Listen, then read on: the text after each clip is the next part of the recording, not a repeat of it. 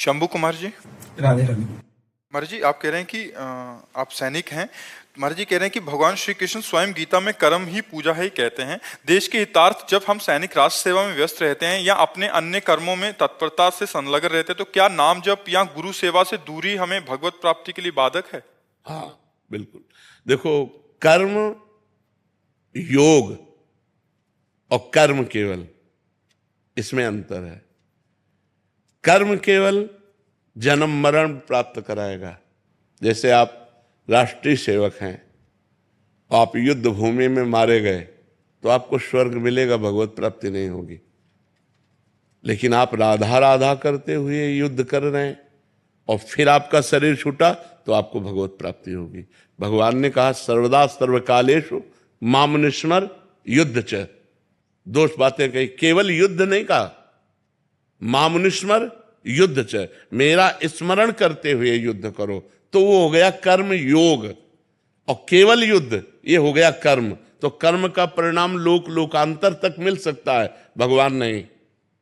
कर्म योग भगवत प्राप्ति कराता है। और कर्म योग तब होगा जब मामनुस्मर युद्ध च, मेरा स्मरण करते हुए युद्ध करो। तो भगवान का स्मरण करते हुए यदि आप राष्ट्र सेवा करते हैं तो ये आपका भजन भगवत प्राप्ति कराएगा। और अगर ऐसे ही मर जाते हैं, मान लो युद्ध में ऐसे मर जाते हैं, तो आपको स्वर्ग की प्राप्ति होगी, ना कि भगवान की प्राप्ति। पर स्वर्ग की प्राप्ति होगी जो बड़े बड़े पुण्यात्माओं को होती है, क्योंकि राष्ट्र के हितार्थ आपने प्राणों का बलिदान किया, इसलिए आपका मंगल हो जाएगा। आकाश सैनी जी, सहारनपुर से। श्री हरिवंश महाराज जी। महाराज जी, राष्ट्रीय सैनिक के रूप में राष्ट्र की सेवा दी है प्रभु ने। गुरुदेव ये कह रहे हैं कि घर से काफी समय दूर रहना पड़ता है। इस अवस्था में ना तो हम विरक्त हैं ना पूर्ण ग्रस्त हैं। कार्य के चलते पूर्ण अष्टयाम सेवा नहीं हो पाती, बस आपके बल से नियम पूर्ण कर लेता हूं। तो ऐसे में महाराज जी हमें भी निकुंज की प्राप्ति हो जाएगी? अभी पीछे वाले बैच में एक आर्मी के अधिकारी ने प्रश्न किया था, बिल्कुल ठीक ऐसा ही प्रश्न है। देखो, भगवान की प्राप्ति भगवान के स्मरण से होती है, किसी कर्म से नहीं होती। इसलिए भगवान ने दो बातें कही अर्जुन जी को, मामनुस्मर युद्ध च। अर्जुन, तुम मेरा स्मरण करते हुए युद्ध रूपी पूजा करो। तो जैसे आप राष्ट्र सेवा में हो और आप भगवान का स्मरण नहीं करते हो, आप युद्ध में मारे जाते हो, तो आपको स्वर्ग मिलेगा। कुछ समय तक पुण्य भोग भोगोगे, फिर मृत्यु लोक में जन्म होगा। यदि आप राधा राधा जपते हो और युद्ध होम में भगवान का स्मरण करते हुए शरीर छूटता है, तो आपको सीधे भगवान की प्राप्ति होगी। ये राष्ट्र सेवा बहुत बड़ा कर्म है, छोटा मोटा कर्म नहीं है। क्योंकि अपने परिवार से दूर लगभग प्राय व्यापारी भी कई दिनों के लिए हो जाते हैं। विदेश में जाना है, कई मतलब बहुत ऐसे डिपार्टमेंट हैं जो हर समय परिवार में ही थोड़ी रहते हैं, परिवार से दूर रहते हैं।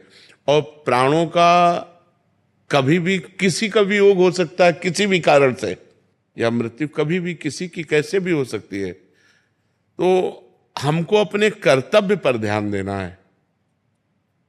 बस खास बात है कि जब हम तैनात हैं तो हम केवल राष्ट्र सैनिक हैं, न उस समय गृहस्थ हैं, न उस समय हम विरक्त हैं। हम अपने प्राणों का बलिदान करके अपने राष्ट्र की रक्षा में हैं, अपनी निष्ठा में हैं। बस इसी से काम होता है।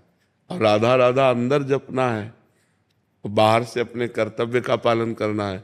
तो जो एक विरक्त सन्यासी को भगवत प्राप्ति होती है, वही एक राष्ट्र सैनिक को भगवत प्राप्ति होगी, या किसी गृहस्थ को भी होगी। यदि वो गृहस्थी में रहते हुए अपने कर्तव्य का पालन करता है और भगवान नाम जप करता है, तो उसे वैसे ही भगवान की प्राप्ति होगी। देखो, बड़े उच्च कोटि के गृहस्थ हुए हैं, जैसे नरसिंह मेहता जी, बेटी थी, बेटा था, पत्नी थी। पीपा जी पत्नी थी, राजा थे। अम्बरीश जी बड़े उच्च कोटि के गृहस्थ हुए हैं। तो क्या वो पत्नी सेवन नहीं करते थे, या भोजन नहीं करते थे, या राजवैभव का? सब बिल्कुल एक गृहस्थ जैसा करते थे, लेकिन धर्म से करते थे। और भगवान का स्मरण करते हुए करते थे और भगवान को समर्पित थे, इसी से उनको भगवत प्राप्ति हो गई। तो ऐसा आप भी करें, भगवान को समर्पित हैं, राष्ट्र सेवा में हैं, नाम जप कर रहे हैं, जब घर गए तो भरपूर प्यार परिवार वालों को दिया, और जब तैनात हैं तो राष्ट्र की सेवा के लिए बिल्कुल निर्मोही होकर, राष्ट्र के सामने कुछ नहीं, तो बस फिर भगवत प्राप्ति हो जाएगी। इन संतों को देख के लगता है अंदर से मन लगता है कि ये जीवन में करना चाहिए। हाँ, ये बहुत बहुत कीमती बात है आपकी कि मन डरता है कि जीवन व्यर्थ ना चला जाए, बहुत कीमती बात है। और यही आपको भजन कराएगा, यही जो आपके अंदर प्रश्न है कि जीवन कभी व्यर्थ ना चला जाए, ये आपको सच्चे मार्ग में चलाएगा, भजन कराएगा। ये जिसके जीवन में आ गया प्रश्न कि मेरा जीवन व्यर्थ ना चला जाए, वो अच्छी कमाई करके जाएगा यहाँ से, और जो ये कि यार वो तो फिर गलत मार्ग में चला जाएगा। बहुत अच्छी आपके ऊपर भगवान की कृपा।